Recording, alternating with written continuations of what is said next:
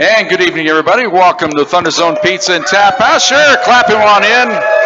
It's a night of firsts here as we have the new head coach, Phil Vigil, joining us here tonight. It's his inaugural show. It is his show. We're just here. Joe and I are just caddying for it to host the show, but we're excited for a new season, a new era of Thunderwolves football. You know, ANSI for practices and all that, but now this is game week. How's it been? Oh, it's been good. You know, the guys are they're excited. You know, we've been here for 9 months now, 8 months, and it'll be really good to see somebody not wearing a Pack jersey this week. So they're fired up about that. But it's been a really good week from a preparation standpoint, both offensively, defensively, and special teams. They've really honed into the scheme and what we need to do for Saturday, and guys are excited. Well, we know you're not going to come in here and say, "Oh man, we're just awful right now," but realistically, watching when Joe and I are watching the big scrimmage, the last scrimmage here, everything looked pretty sound, pretty tight, offensively, defense. A lot of the players are back. I'm sure you got to be excited what's going to happen. Yeah, we are. We're excited. I'm excited to watch them play the game, you know, and I think even when we're scrimmaging and we're going live, the quarterbacks aren't live. It's just different when you're under those lights, and I'm excited to watch them let loose, and that's our goal as coaches, is to get them so well prepared that they don't have to think, they can just go out there and play in freedom. And yeah, I'm excited about these guys, excited about this group, very special group. I think we had talked a little bit about how you've loved how the new staff has meshed with the old players, and some of the new players have meshed with the old players, and it's kind of the transition has been I don't want to say seamless, but that it's come together a lot more, I don't want to say quickly, but better than it probably could have. I don't know. It starts with Coach Riston. He has been, I can't say enough good things about him, you know, and it seems like every week I'm able to call him and say, hey, what do you do here? How do I handle this? Who do I go for this? And to have really a Hall of Fame head football coach right up the road, it's been awesome from that standpoint. And then the players themselves have bought in, and you can go one of two ways, and they went all in. And I think it's paying dividends. You know, we did sign a big high school class. We signed, 15 transfers or so, and today we have Thankful Thursday. That's what we call it. And one of our transfers got up and was talking about just, people talk about how special this place is. You don't understand it until you're a part of it and are around this culture. And I don't know what Saturday is going to look like from I know they're going to be fired up. I know they'll be ready to go, but I don't know if I've ever been around a team that loves each other as much as this team, and it's pretty special. Did you ask Risto about the coaches show and what to expect when you sit down with Jim and Joe for the first time in front of a live audience here at the ThunderZone? He said it was the best part of his week. Well, of course he did. He told you that, and then he went. Other than the Jim and Joe part, it's a great time. No, we're excited. We were.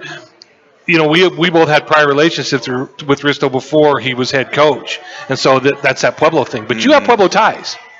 You spent time down here. Yeah. So this isn't a foreign land for you. Yeah, I didn't realize, after the press conference I was talking about how we would come down in high school and we'd go to Pueblo Reservoir and go cliff dive. I didn't realize that cliff diving you can't do that. No, it's illegal. But in Pueblo we ask for forgiveness, not permission. Yeah, so we've been on Pueblo Reservoir a couple times this summer, and we've really it's so good to be back in Colorado. It's so good to be back here, and yeah, it's been really good. Well, any other illegal activities you've been involved in this summer that we need to clear the deck right now? I don't think so. I don't think so. Well, you've been a pretty good straight shooter about all that. How about your staff? Yeah. Jim and I talk. We love we love the energy of your staff. I know that's a big part of why you hire who you hire, but you got a bunch of Texans.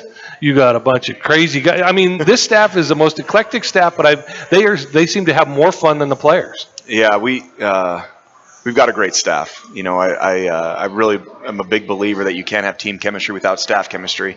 And we've got a bunch of guys that enjoy being around each other, and families enjoy being around each other. And so we try to every single week to get together. We try to stay together outside of the meeting rooms, and we try to involve our families as much as possible. And my wife does a great job of kind of corralling the coaches' wives and families, and it's a huge part of why we're going to be successful is because of this staff, and that we got a bunch of guys on this staff that are young, are energetic, they know football, but most importantly, they care about the kids, and they care about them as people, and so that's the most important ingredient, you know.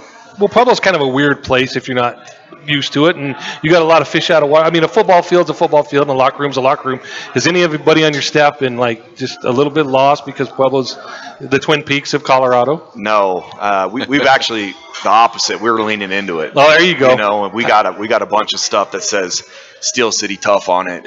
That's been kind of a model with your been. whole, not only your staff but your players. It has been. You know, this is a special town. You know, it's a blue collar town. It's people work hard here. They're tough people here, and we want to represent that when we take the football field. You know, we want to lean into that, and tough teams win games, and so we're leaning into the mentality, the Steel City Tough, and we've got that on a bunch of our gear, and you know the 719s on all of our gear, and we're all in. Well, I guess that's one of the main things you got to battle in Pueblo. It's such a high school oriented town with the big rivalries and all that going in, but it's like Joe Folda once said, and I tell people, you know, there's only one team in town that says Pueblo on their jersey. Everybody else has a graphical play, but CSU Pueblo, it's Pueblo's team, and that's the one thing you got to do is get people to embrace it. I'm sure that's the challenge you have, and I'm sure you enjoying it. I think the biggest thing is, you know, we've been given a great platform here, and we want to get into Pueblo and give back to Pueblo. You know, and I know, you know, the support here is fantastic. I mean, the coaches show is fantastic. I mean, it's just people care. They care about it, and it's been a really awesome experience so far. That'd be one of the biggest challenges you had coming in, getting the job, is the initial recruits that the previous staff had on the hook, is keeping them hooked and dispelling any rumors of the fact, oh, you know, that program's done now. Riston's retired. The new staff, don't buy into them. I'm sure a lot of other, I'm trying to think like another coach trying to poach CSU Pueblo athletes, and I'm sure that was your first big challenge. Say, hey, we're here, we're still serious, and we're going to take it up another notch. Yeah, you don't really know what's going to happen from your team that you've just inherited, and you can kind of go at it one of two ways. You can go in and say, this is my team, and they're going to do things the way I want it done, or you can come in, and my approach was, you're my guys, and we're gonna take what's been really good and really special with this place, and I'm gonna add my flair to it. And Coach Riston has been an unbelievable coach here, an unbelievable mentor to a lot of people. I'm not Coach Riston, and if I try to be Coach Riston and try to do it the way that he's done it, I'm gonna fail. And so I've got to put my spin on it, and the players have really bought into that, and it's been good. You know, recruiting was phenomenal. It was good. Phenomenal. It was a great for class. A brand new staff to come in and land the guys that you did. You beat a lot of teams out for a lot of good players. Yeah, we had 43 signees. Of the 43 signees, there were 41 Division I offers through those guys. And but again, I think it just comes down to, when you're leading a team, when you're leading a business, when you're recruiting kids, it comes down to relationships, and it comes telling the truth, you know. And I think people can see what's genuine and what's not, and even to this day, you know, we're 2 days away from playing our first game. We came into camp with 147 players. Wow. We've got 146 still here. Wow. And so we've had one guy that's hung them up since we started camp, and I've never been a part of that. No, that usually never happens. And so I think these guys see how special it is, and we're excited to get this thing started. Well, the only negative is you got to keep feeding 146 guys there. Holy smokes! And the jerseys, and now, you know, now with the redshirt rule, you can play the redshirt or the freshman 3 games, and so you're like, how do I get? I got 99 jerseys. I got 147 on roster. How are we going to do this? So good luck on Saturday with you guys. Yeah, well, I did notice that right away. I'm looking at it going, well, this isn't very weeded out at all. But that explains it all there. When you can play the freshman, take advantage of it. Yeah, we'll give them that taste. Exactly right. You know, some of them will be ready, and some of them will play every game this year, and some of them will need those 3 games. And so it's going to be good. We've kind of tried to keep some open slots in jerseys and kind of rotate those guys in as we see fit. But I'm excited to get those young guys some experience and see what they can do. All right, we're going to go ahead and get a break out of the way here. We got new equipment this year, a new setup, and I'm getting some texts from people saying, "Hey, we're having problems. We had an engineer on site. He's been coming. He just came in and pressed the old mute button on channel 4. It may be my fault there, but we're going to get everything squared away. So we're going to get our first break out of the way here now, here from ThunderZone Pizza and Tap House. We'll come back. We'll talk more with the head coach, Phil Vigil. It is the Phil Vigil Show here on Fox Sports Pueblo.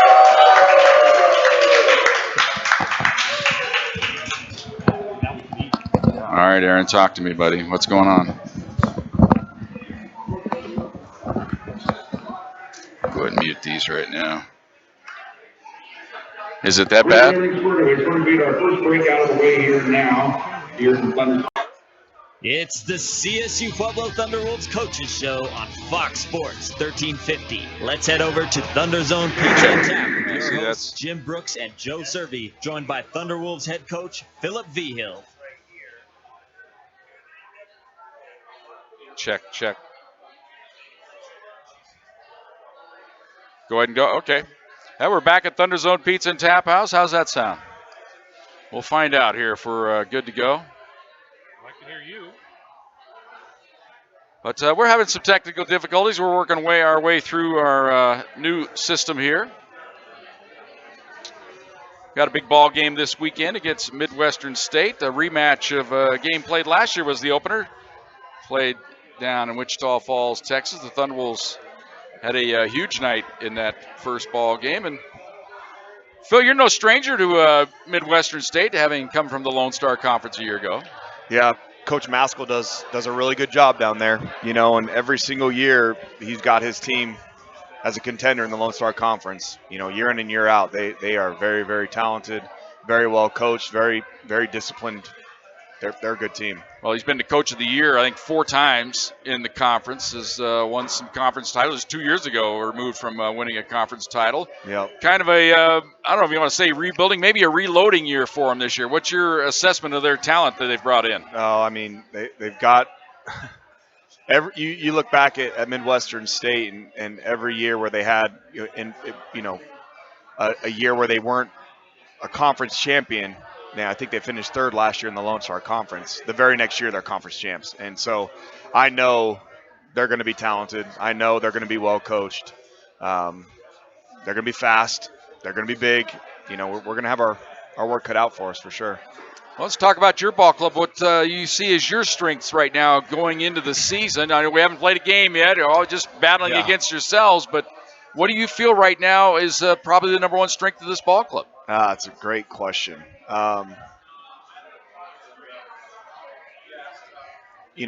Honestly, if we're talking as a group, the unity on this team is very, very unique. When you talk about strictly football, There's go secondary, don't you? Oh my goodness! I was just gonna. Might be the best secondary in the conference. I was just gonna say that the secondary on the defensive side is very, very, very good. They're very special. Tell them what we said off when we were off mic. We were trying to figure it out. I go, who's really impressed you? He goes, Daniel Bone's a good football player. Daniel. And it's not just him, but he flies around at practice. And he's a little different. He is. And then you got, Eli Pittman, sophomore last year, first team all-conference kid. You got Corey McClellan back there, who is such a smart football player. You can do something to him one time, you can't do it twice. He is just so smart, and I'm excited. We've got some really, really athletic guys in the back end. We've got some young guys that are going to make a push in that back end as well and creating some competition there. The defensive secondary has been really impressive. The running back group has been very, very impressive as well. Well, let's talk a little bit. Obviously, Keon Martinez wants to play every play of every game from now until again. But Jim and I got to meet a young man at the scrimmage named Howard Russell. Yep. Howard Russell, he looks a little different than a lot of the football players that we see around.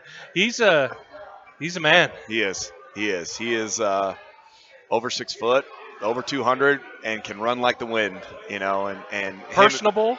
Oh, he's great. He was the kid that I was telling you this morning stepped up in front of the team. Yeah. And he was like, man, I've been places outside of this place that they were all just about me, and they were about how can I get mine, and this place is different, and he's added some great versatility to that room. He can catch the ball. Keon has had a great spring and fall. We've got some really good players in that room. Adrian Soto, the transfer from Fort Hays State, that was an all-conference kid in the MIAA, and Pueblo kid. Yep, Pueblo kid. That's exactly right. And It's kind of nice. Some of these guys who only have 1 year want to come play for you. yeah, we got a couple of those guys. We got Chance Fuller from Fort Hays. He might play a little bit. He might play a little bit. He's here. We got Jamarzie Arvey. He's actually from Midwestern State, actually receiver from there, and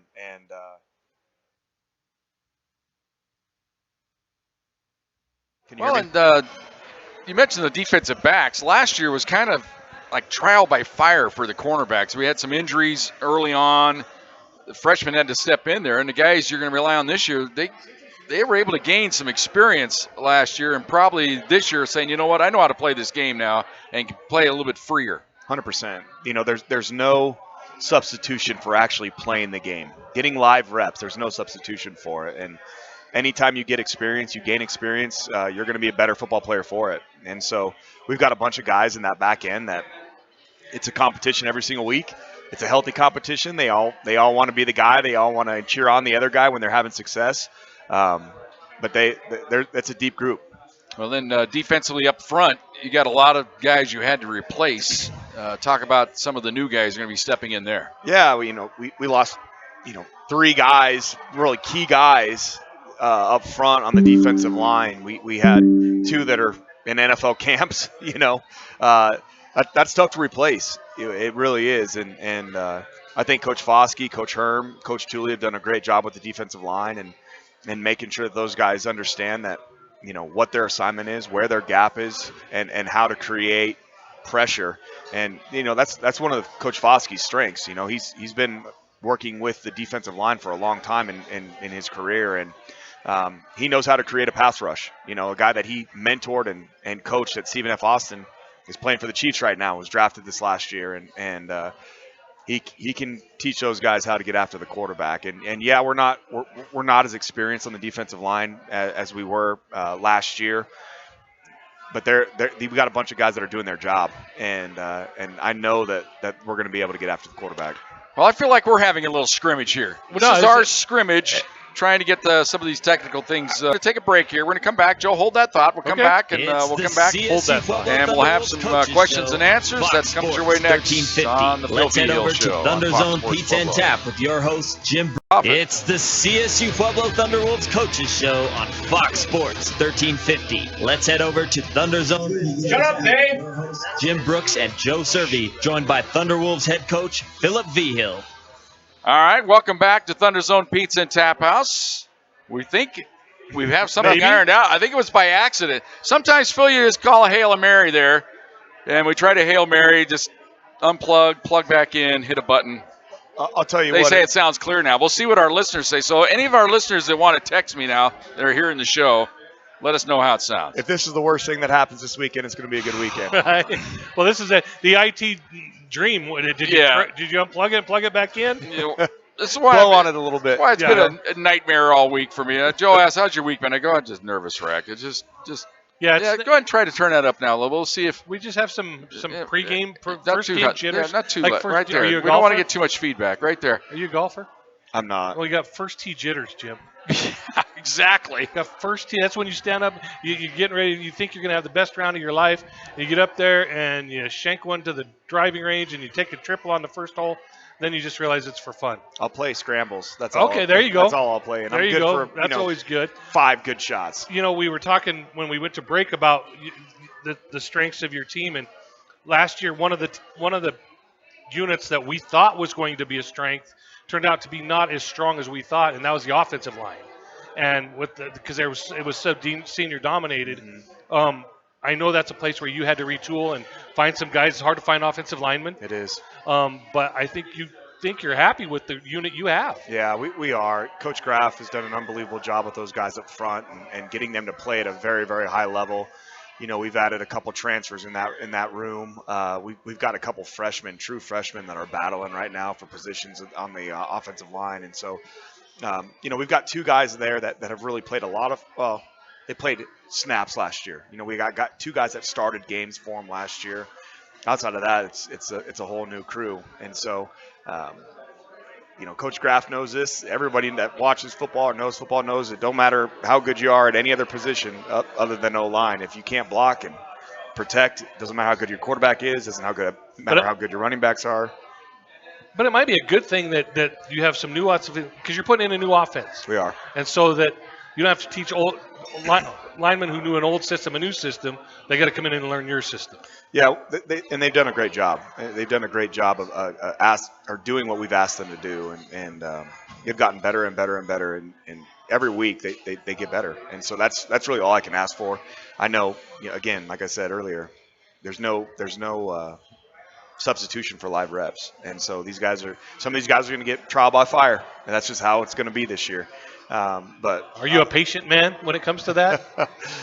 Well, ask me next week.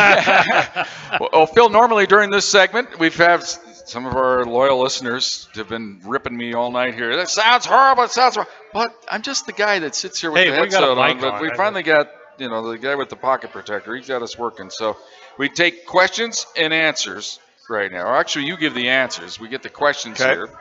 And Uncle Charlie, that's going to know Uncle Charlie. That's one of Rock's uncle as well, the mascot Rock. Can we expect major or minor changes to the program this year? How would you characterize the changes you've made to put your stamp on things?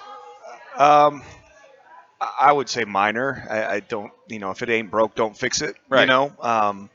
There's obviously going to be some new schemes, offensively, defensively, and special teams that just comes with having a new staff. But again, they've done things so well here for so long.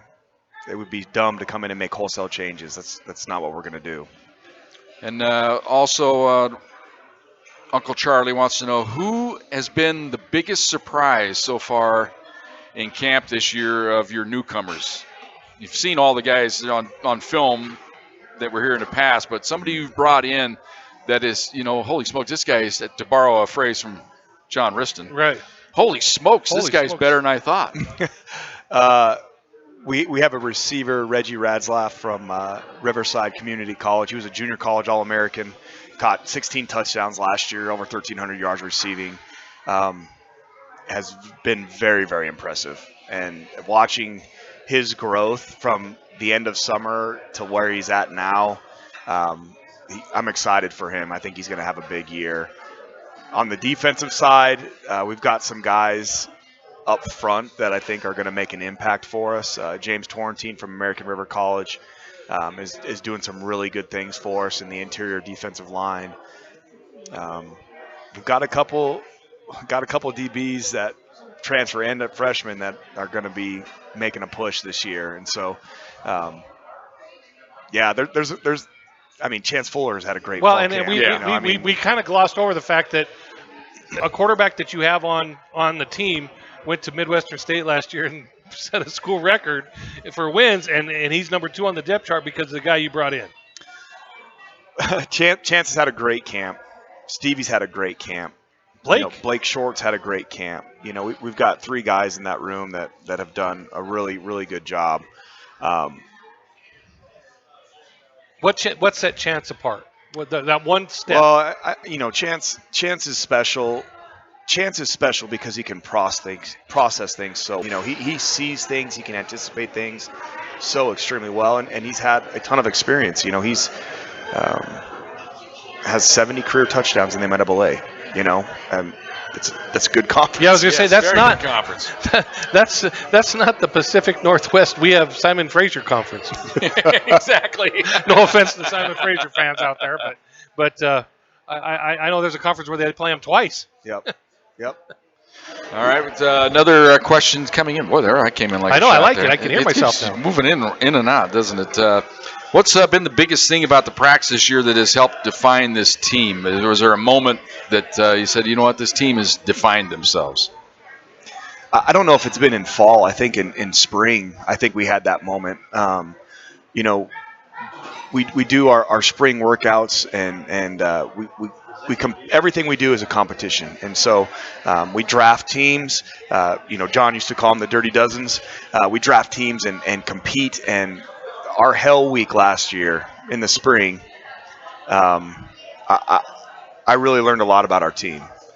And everything we do from a competition standpoint is great as a team. But then when we go to Hell Week, it was everything had to be in unison. Everything had to be coached. Everything had to be, and it wasn't coached by us. It was coached by the players.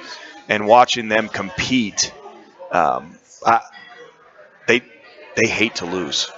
They absolutely hate to lose, and they compete their tails off every chance they get. Our coach Mack, our defensive backs coach, he had the DBs over at his house, and they were eating dinner, and afterwards they were playing cards, and I mean, they wouldn't leave because they just wanted to keep playing. They just love competing, and that's the epitome of this group. They love to compete. Talk a little bit about Mac Alexander. You said he's your associate head coach. That's a guy that you were just kind of waiting to hope that you got. Well, yeah, he's a special coach, special person. He was in the mix to be the head coach at Western New Mexico when I left. They wanted to keep him on as a defensive coordinator. And he still chose to come here. And since he's been here, he's turned down FCS special teams coordinator jobs to stay here. That's great. And I just think that speaks volume to this program and this place. And I'm not talking slouch FCS. No, and his character he committed to you. So I think that speaks more volumes than anything. Right. He's a great coach. I really feel like if Nick Saban called me and said I need a special teams guy to come in tomorrow, I would say Mac would not skip a beat. He'd be fine. That's crazy. All right, let's. You mentioned we're going to put in a new offense this year with different wrinkles. Why don't you explain to the listeners exactly what those changes are going to be? What are we going to see? I noticed just from the practices, tempo seemed to be a little bit faster tempo. We're going to use elevation to our advantage. Okay. We want to play fast. We want to get our playmakers in space. We want to make the defense play on their heels, and that means we got to attack. An old adage, you can't score if you don't try. And so we are going to stretch a field vertically. We're going to stretch a field horizontally. We are going to make them cover 53 1/3 and width and 120 long. That's the plan offensively. And every single thing that we do has options off of it. And so we feel like we don't have to be super complicated from that standpoint. We just have to react and be able to make sure that the quarterback, the running backs, the receivers are all on the same page, and they've been able to do that through spring and fall camp. So it's going to be a lot of fun. Is this a fireworks? Phil Vigil offense, or is it you picked and choose from other places, an amalgam of influences? And yeah, I think there's no offense out there today that's not influenced by somebody, right? When I got to Western New Mexico, I clinicked pretty heavily with Bill O'Boyle, who was the O-line coach at Kent State, with Sean Lewis, they're both at CU right now. And Andrew Sauter was the offensive coordinator there. Kenny Guyton was a guy at the University of Arkansas that I worked with at Stephen F. that is with Kendall Briles and that system. And so that if you look at who we are from a 10,000-foot view, that's who we are. But we want to be really good at situational football too, and so I think that can sometimes be the Achilles heel of some of those offenses that play extremely fast, and is that when the field shrinks, how are you going to do it? And I think that's where we've been able to put something together here with this offensive staff that is really special, and we're not going to play defense on offense. We're going to go get after it. We're going to try to score every chance we get. Braley's not excited, is he? No, not at all. No, he's not excited one bit. So he actually is he's impressed me tremendously since I've been here. Because he was in a holdover from the other staff. Yep. But a guy that you really didn't know. That's very true. I really didn't, and I did a lot of homework on him. I did a lot of homework on Herm. it's so important to be surrounded by guys who you trust and who have your back. And Braley has been phenomenal here. He thinks differently than I do. He thinks differently than everyone. In some things, yeah. If you next time you see him, talk to him about his knee-length jean shorts that he wears. Really? Oh my gosh! I wish he was here right now, rocking them. It's impressive. It really is. But he's a very sharp coach, and has impressed me. Really, to be honest with you, enough that I turned it over to him, and I told him, I said, "Hey, man, you've done a great job with the offense." I called like 2 series of the first scrimmage, and everything else was him. And since that point, he understands what I want. He understands how this thing needs to be ran, and has taken over and has done a great job. And so him and Garrett Graff are both co-OCs, and Garrett does an unbelievable job with the run game and getting those guys ready to roll up front. And when he was actually at Midwestern State last year, Garrett was. All right. Braley was a GA at Midwestern State. My wide receivers coach was at Midwestern State. And I actually, funny story, when I was at Stephen F., Josh Atkinson, my receivers coach, interviewed for the receivers job at Stephen F. Austin. He was at Baylor at the time, and he didn't get the job, thankfully. And but every chance I got, I tried to hire him. And when I got to Western New Mexico, I was like, "Come on, let's go." And he's like, "Coach, I can't." It's like, "I'm at Baylor. I can't." I'm leaving Waco for Silver Springs. Yeah, and so he turned me down twice there. And then when I got this job, he said, "All right, let's go." And I said, "All right, well, do you know any good O-line coaches?" And he's like, "I know a great O-line coach." And so that was my introduction to Garrett. And that position is a very important hire. Oh yeah. Your O-line coach has to be, if you want to be any good, he has to be elite. And Garrett has done a great job with those guys. I mean, he comes from a great pedigree, played at the University of Texas, was a O-line GA at the University of Texas. He was at Midwestern State, and last year they led the Lone Star Conference in pretty much every major rushing category, and just had a lot of respect for his unit, playing against them and watching them play. And then again, when we got in that interview, just listening to his heart and listening to who he is as a person, it was a home run. So. All right, let's talk about defensively. Any changes to the scheme or what we're going to see? Or are you just going to, just whatever's there, fly around? What is it? Something we're going to know? Is it a 3-4 scheme, 4-3? We're going to blitz? What just kind of give people an idea what we might see. You don't want to give away your whole secrets to everybody, but the general characteristic of your defense. We'll be multiple defensively. Again, I think Coach Foskey's strengths are being able to get after the quarterback. And no matter at any level, if you can create pressure and get after the quarterback, you're going to have a chance. You see Patrick Mahomes 2 years ago in the Super Bowl.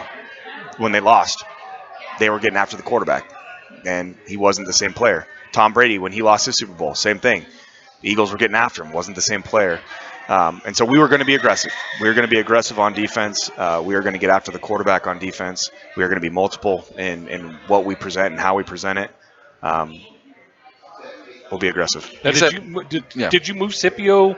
Is that a hybrid position? Yeah, so we'll do a lot with Scipio. We'll have him coming off the edge, rushing the passer. We'll also have packages where he's dropping to hook curl. He's dropping to flats. We're going to kind of move him all over the place and put our playmakers in positions to make plays. Well, I noticed on the depth chart, defensive end, and didn't know if his hand was going to be in the ground. His hand is in the ground. It is. Yeah, his hand is in the ground on some of our packages, and other packages he's standing up. Okay. And it just kind of depends on what we're doing, to be honest with you. But he's had a good fall camp, and again, learning the scheme and learning and understand what he needs to do. Well, I guess you offensive mind, being a former quarterback, but when you're a quarterback, you know what bothers you. So you kind of tell the D, hey, this is what used to bother me. Let's do that. 100%. Odd fronts are very difficult. They're very hard as a quarterback because it's harder to see where the pressure is coming from. And so, you can disguise it better in an odd front than you can in an even front. And you go to any clinic in the country, and anybody that's drawn up run schemes, what are they drawn up against? an even front. Right. No one wants to see the odd, and so it's tough. It's tough to defend. It's tough to go against. All right, let's wind our way now into this week's opponent, Midwestern State. Last year, a little off, 6-5. Thunderbolts went in and smacked them around that first game of the year. So that tells you, hey, they're probably going to be on the rebound this year. They're going to want to get after us like we got after them last year. So a lot of things point to, oh, man, this could be a tough type of ball game. What is your thoughts going in? What are the things you got to stop? Yeah, well, I mean, again, like I said, they got a running back that didn't play last year. That's huge. They've got two tailbacks. They've got tailbacks that were last year. Jalen March did not play. Right. The year before that, he was newcomer of the year. Right. The tailback that did play last year was newcomer of the year. Right. And so they've got two tailbacks that are really, really good football players. Coach Maskell, again, does a great job and has done a great job there. And so there's going to be some – I told the team today in our team meeting, there's going to be some people that don't like people on we got two former coaches. We got two former coaches on our staff. CSU Pueblo went down there and got after them last year. They're going to come in here ready to go, and I know that. And so we're going to have our hands full. We got to make sure that we take care of us. That's the biggest thing. There's so many unknowns week one. I can't stand first game opponents because you don't know. Coach Maskell's has had quite a bit of turnover on his staff. Coach Renner, his defensive coordinator, is really his only holdover from last year's staff, and so you don't know for sure who they're going to be offensively. You don't know for sure who they're going to be in special teams. You have an idea defensively what they're going to be, but that's why it's about us. It's about the pack. It's about us taking care of the football. It's about us creating turnovers on defense, and we feel like if we limit mistakes, we're watching Utah and Florida right now or whatever. Most of these game ones, there's more teams losing them than winning them, right? And so we've got to find a way to limit mistakes, play fast, and take care of the football. And if we can do that, I think we'll be okay. And I'm finally touching on Midwestern State's quarterback Cooper. He's a transfer. Didn't play last year. He's a redshirt freshman, but he was at Eastern Illinois. So that tells you somebody thought a lot of him when they recruited him out of high school. And now, of course, Coach Maskell thought enough of him to give him the job, the keys to the car. And then I noticed this wide receiver out of Utah transfer. He's a big stud wide receiver. I'm sure that's got your attention. Yeah, the quarterback is very dynamic. You watch his tape. He can move. He's kind of a Johnny Manziel type quarterback that's going to be able to create. We've got to keep him inside the pocket. We've got to have somebody accounted for him at all times. They've got some length and a couple transfers in the receiver position, and they've got a bunch of receivers coming back that they're shorter, but they're very quick, very dynamic. And so, offensively, again, they've got stud tailbacks. They've got stud transfers at quarterback, receiver position. A lot of that offensive line is back from last year that Coach Graff coached. And so, again, we're going to have our hands full with those guys.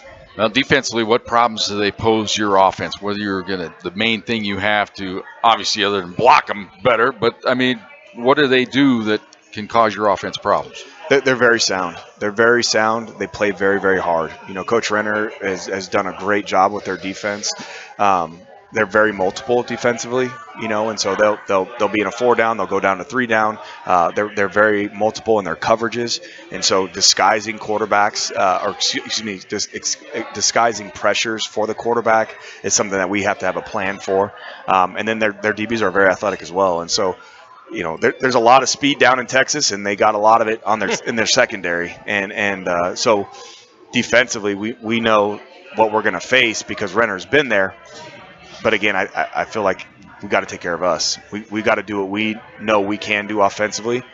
And if we execute,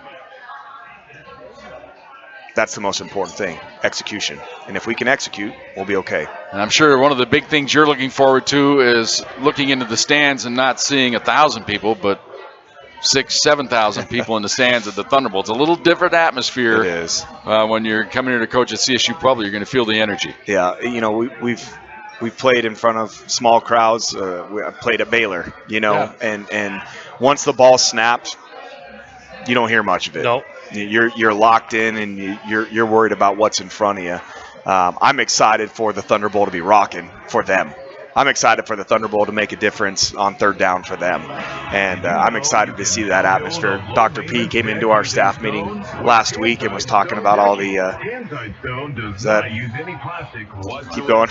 Was talking about all the things we have going on game day, and there's a lot. It's a production now, and so I'm excited to see it firsthand. Well, usually the music playing means it's time to get the heck on out of here. So this has been a nice little false start, Phil. False start. 5 yards. That's what I call this because I don't know what's going on. We're just kind of doing our thing, but I am recording it, so we will post what we talked about. Perfect. So people can hear it. Yeah. The people out there in Radioland had problems tonight, but that's all right. Phil, looking forward to it. Thanks for the first show. I promise we'll be better next week. Even if I have to rip out the old Comrex. You know what? That's the other thing. Why ruin a good thing? It worked for 10 years, and now we're going to this stuff. I'll call Riston and see if he can come back for exactly. next week. All I think right. it's probably me. There's only one thing that's changed, and it's me. Exactly. Special thanks to Ryan Howard, everybody here at ThunderZone Pizza and Tap House, to the head coach, Phil Vigil. My partner is Joe Servi. My name's Jim Brooks. Game is on Saturday. We'll be on there at 5:30 with the pregame show, 6 o'clock with the kickoff. It'll be the Thunderwolves and the Mustangs of Midwestern State. So we talk to you then. Good night, everybody.